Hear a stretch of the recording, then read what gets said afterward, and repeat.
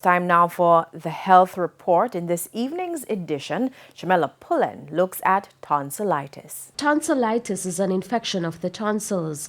Tonsils are lumps of tissue on both sides of the back of the throat that help the immune system protect the body from infections. Inflamed tonsils get red and swollen, resulting in a sore throat. Pain on swallowing. Many people describe the pain as being similar to swallowing broken glass. The pain is associated usually with fever, and they may have lumps in the neck, which we call lymph nodes, and these lymph nodes are often tender. Now, associated with that, if it's a viral cause, they will also notice that they may have general muscle ache, fatigue, and just a general feeling of being unwell.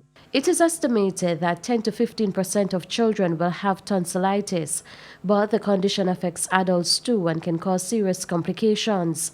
In particular, with the strep throat, we do find that the strep can get into the bloodstream and result in what we call sepsis. So the patient becomes extremely unwell with high temperatures. Sometimes with tonsillitis, some children may develop convulsions or seizures because of the elevated temperature. We call them febrile convulsions.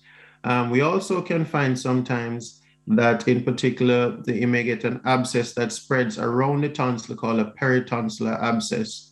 Tonsillitis can also affect the tissues and muscles of people with a weakened immune system, causing an infection that can be life-threatening. The condition can also be treated using various methods. If the airway is obstructed because the tonsils are very large, we may want to give the patient a short course of steroids to reduce the swelling. But there is treatment available for acute tonsillitis. Now, bear in mind, though, that sometimes we do have patients who have multiple recurrent episodes of tonsillitis each year.